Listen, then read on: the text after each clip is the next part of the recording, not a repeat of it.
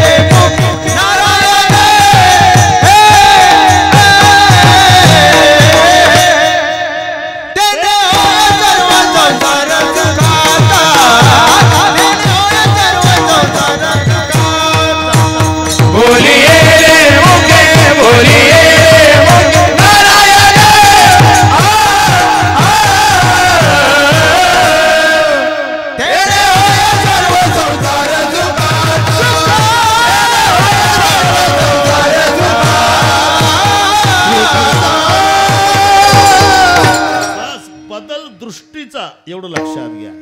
दृष्टीचा बदल आहे. नाही तर 20 नंबर येऊन रडतं आणि 21 असून पेढे वाटतं. का ते मागं पाहत, हे पुढं पाहत. घेतील तयासी सोपे आहे सुख. तसंच संसारात बस तसंच आहे. सोपे आहे सुख. दृष्टीचा बदल आहे. दृष्टी ते टांगेवाला एका साधूच्या पाया पडला. महाराज 3 दिवस झाले हो, चूल पेटली नाही. का? माझं घोडं वाळलं गवत खात नाही, हिरवं मिळत नाही, त्यामुळे टांगा ओढत नाही, प्रवासी मिळाले नाही, पैसे नाही म्हणून चूल पेटली नाही, लेकरं उपवाशी आहे. साधू म्हणला तुझ्याकडे वाळलं गवत आहे का? अहो वाळलं गवत आहे पण तोंड लावत नाही ते घोडं. काळजी करू नको. त्याला पारोळ्याला नेला साधूनं, चष्म्याच्या दुकानात टांग्यावाल्याला, आणि हिरव्या काचाचा चष्मा घेऊन दिला. सप्रेम भेट टांग्यावाल्या. याचं काय करू? हा चष्मा घोड्याला लाव, नाही तर तूच घेशील लावून. डॉक्टर साहेब टांगेवाला घरी आला, चष्मा लावला घोड्याला हिरव्या काचाचा आणि वाळलं गवत टाकलं घोड्यापुढं. घोड्यानं त्या चष्म्यातून गवत बघितलं, हिरवं गार दिसलं. घोडा म्हणला लेका मालका 3 दिवस संप केला, आला का नाही जाग्यावर? आणला का ना हिरवा चारा? लेका घोड्या चारा जुनाच आहे. बस घेती विठ्ठल.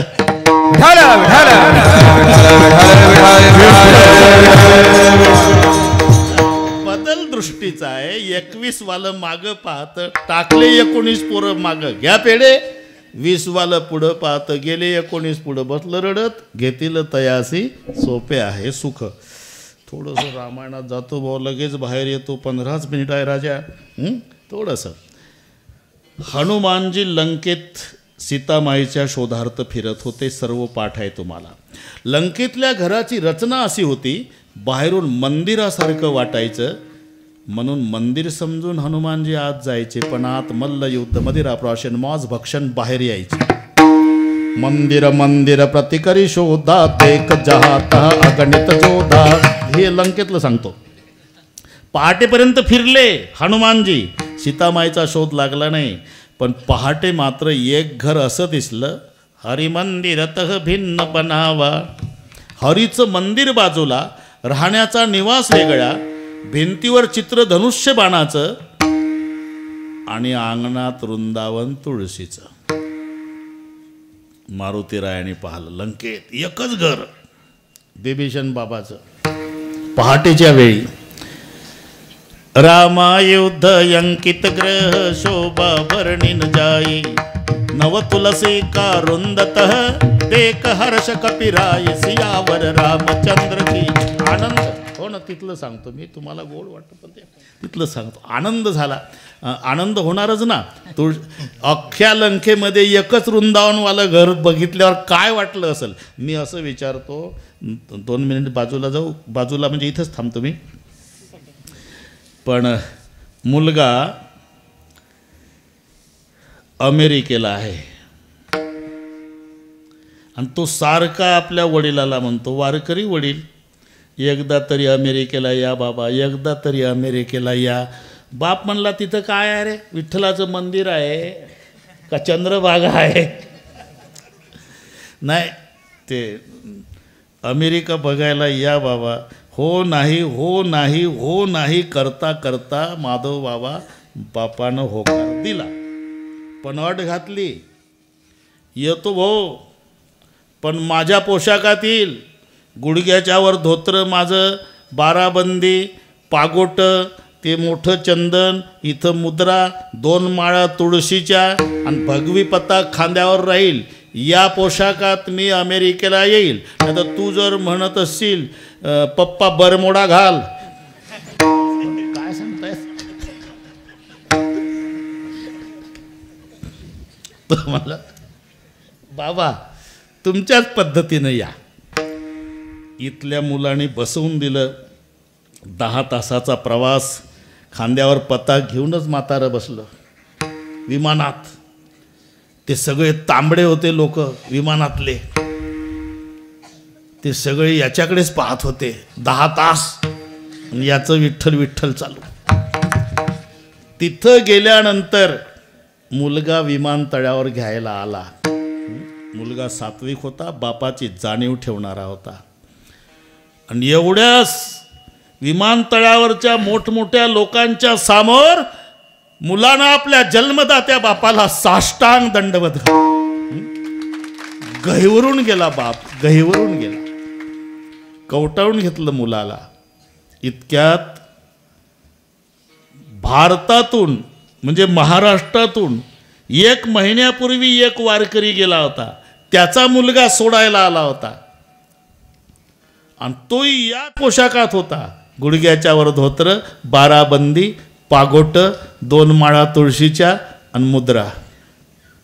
ओळख नाही, महाराष्ट्रातलेच वारकरी, पण हे जळगाव जिल्ह्यातलं आणि ते कोल्हापूर. ओळख नाही, पण यानं त्याची पताक बघितली आणि त्यानं याची पताक बघितली अमेरिकेच्या विमानतळावर. ओळख नसताना हे दोघंही एकमेकाच्या जवळ आले आणि एकमेकाच्या गळ्याला बिलगून जे रडणं सुरू केलं. माझ्या पांडुरंगाची पताका 7 समुद्रापलीकडे. मी का सांगतो, तिथल्या अध्यक्षेच्या भेटीमध्ये जो आनंद नाही तो दोघाला एकमेकाच्या भेटी. माझे या जातीचे बस बस. तसं हनुमानजीचं झालं. इथून फाटा फुटला होता आपला. तसं हनुमानजीचं अख्खं नगर राक्षसाचं आहे आणि वृंदावन तुळशीचं आनंद झाला. आनंद झाला, पण शंकाही आली. कारण वृंदावन तुळशीचं असलं म्हणजे घरात वारकरीच असतात असं डोकं चालवायचं नसते. काही माणसं तर बंगल्यापेक्षा वृंदावनला भारी बांधतात. ओटा मोठा, तुळस हिरवीगार. एवढ्याहून समजायचं नाही की आत घरात सगळे माळकरी आहे. अंगण में देखे तो तुलसी का कुंडा और फ्रिज में देखे तो मुर्गी का अंडा. तो हनुमान जी है. हनुमान जी लंका निशिचर निकर निवासा. बरोबर आहे. लंका निशिचर निकर निवासा, इहा कहा सज्जन कर बासा. मनमय तर्क करे कपिलागा, तेई समय विभीषण जागा. त्याच वेळेला विभीषणजी जागे झाले. राम राम तेई सुमिरन कीना. 2 साधूचं मिलन झालं. आता पुढचं ऐका. पहिल्या भेटीमध्ये हनुमानजीनं बिभीषणाला विचारलं, बिभीषणा पूर्ण नगर बघितलं, सगळे राक्षसाचं आहे. हो. तू एकच हबप आहे. हो. म्हणले का तू काकडा, हरिपाठ, ज्ञानेश्वरीचं पारायण हे कसं चालतंय रे? म्हणजे तू एकटा बुवा याच्यात कसा राहतो? बिभीषणजीचे उद्गार आहे. सुनहु पवन सुत रहनी हमारी, जिमी दशनन मह जीब बिचारी. या नीट ऐका. दशनन मह जीब बिचारी. मारुती राया दातात जीभ राहते का नाही? तसा एकटा बुवा या राक्षसात राहतो बाबा. अरे तू भाग्याचा आहे. काय दातात जीभ हे भाग्याचं लक्षण आहे का? हे 32चे 32 दात एकट्या जिभेवर टपलेले आहे. दात म्हणतात जिभेला श्रीखंड, बासुंदी, लाडू, गुलाबजाम बघितला की वळ वळ वळ वळ वळ वळ करते. कडकडून चावा घेतला कोण्या कोर्टात जाशील? दंत कहे जीभ को हम 32 तू अकेली माय एक बार काटे तेरी फिर याद कहाँ जाय. जीभ म्हणाली माझ्या एकटीच्या नादी लागू नका, 32चे 32 गैरहजर करीन. आणि तसंच घडतं. मी म्हणतो गुन्हेगाराला शिक्षा हा न्याय आहे की नाही? मग शिव्या द्यायचा गुन्हा कोण करतंय? जीभ का दात? बिना दाताचं म्हातारं व्यवस्थित शिव्या देतं. म्हणजे दाताशिवाय शिव्या देता येतात. शिव्या द्यायच्या कामावर जीभ असते. पण शिव्या देऊन झाल्यावर ज्याला शिव्या दिल्या ते काय म्हणतं? दातच पाडील. आता काय गुन्हा आहे गावाचे दाताचा? म्हणून जीभ म्हणाली जीभ कहे दंतन को तुम 32 में अकेली माँ एक बार टेढ़ी चली तो 32 ही गिर जाय.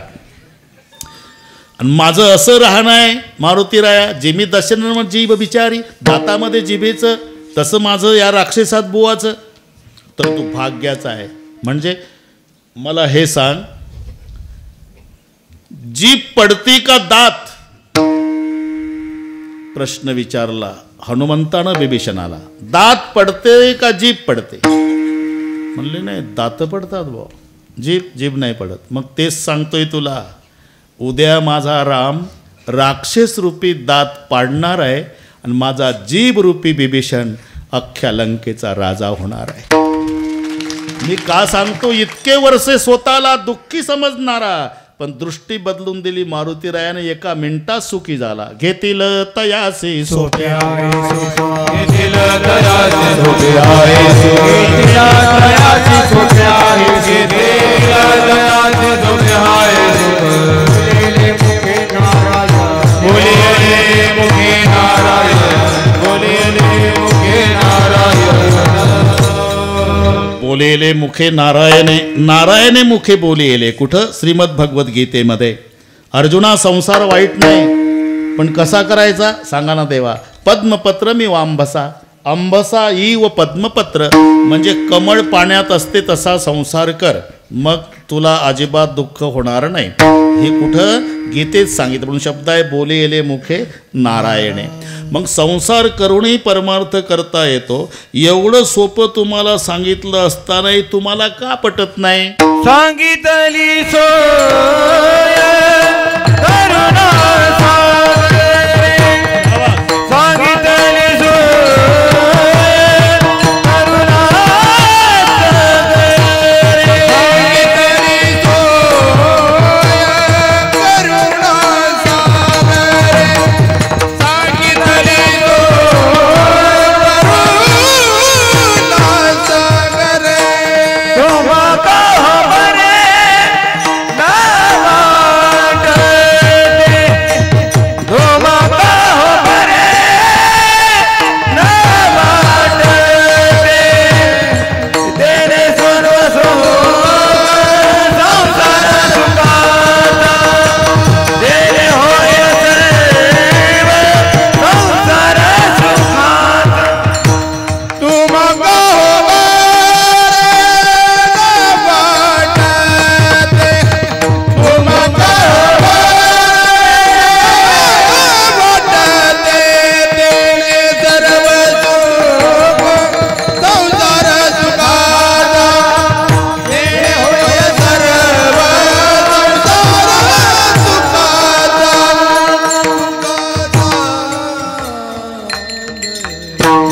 सांगितली सोय करुणा सागरे. देवाला करुणा सागर म्हणतात. कारण सागर का? याचं कारण काही करुणेचे ओढे आहे, काही करुणेच्या नद्या आहे, आणि हा करुणेचा सागर आहे. ओढ्याला पाणी असतं, पण काही तास शेतकरी पेरणी करून आले, ओढा असा वाहत होता, कारण थोडाच वेळ पाणी टिकतं, पण पट्टीच्या पोहणाऱ्याला ओढा पलीकडे जाऊ देत नाही. हे पहा, पहिलवानाचं चालणं कसं असते, खाली मान घालून. आणि टीबीचं पेशंट छाती काढून तिन्ही बटना उघड्या ठेवतं. छातीच नसते तिथं, बोर्ड लावावा लागतो. पूर्वी इथे छाती होती. तर त्याला विचारलं ना, अरे क्यों रे भाई सीना निकाल करके चल रहे? बोलो इसलिए चलता हूँ कि मेरा भाई पहलवान. काही कारण आहे? तुम्ही विंचून साप पाहिला का? नगभर विष आहे तर आकडावर विंचवाचा, 1000 पट जर मान खाली. एखाद्या वेळेलाच विंचून नांगी टाकतो. कधी? पाल बघितल्यावर. पाल खाते विंचवाला. पण पालीने जर कोंबडी बघितली तर पाल जाग्यावर उलटी होती. कोंबडी पळत पळत पालीचं शेपूट ढकलून नेली उकरड्यावर. एवढा जहिरी विंचू त्याला पाल खाती, एवढी जहिरी पाल तिला कोंबडी खाती, एवढी जहिरी कोंबडी. आपल्याला काही माहित नाही रे बाबा. पण विष भार सहज गर्व नायाती वासुकी. तसा ओढा. नदी परवडली पण ती जाऊ देत नाही पट्टीच्या पोहणाऱ्याला पलीकडे. हे 2 शेतकरी आले पेरणी करून. म्हणले का रे पलीकडे जाऊ दा. म्हणला काय अर्धा तास पाणी टिकल रे. गप्पा झाल्या डॉक्टर साहेब इकडच्या तिकडच्या, काय पेरणी केली वगैरे सगळं झालं. आणि मग म्हणले आतापर्यंत चिलीम झाली असते रे चिलीम. मग अन्न कोणी नाही म्हटलं. चिलीमची तयारी सुरू झाली. त्यानं चिलीम काढली, त्यातला खडा काढला, खडा पुसून काढला, काडीनं ते चिलीम फुंकर घालून स्वच्छ केली. मग त्याच्यात खडा टाकला, मग तंबाखू भरला, उलट्या अंगठ्यानं दाबला, आणि मग त्याला खाली कापड गुंडाळायचा असतो, त्याला शापी म्हणतात, शापी. आणि ती वलसर करून आणायची असते. म्हणून यानं सांगितलं त्याला, शापी भिजून आण वड्यातून.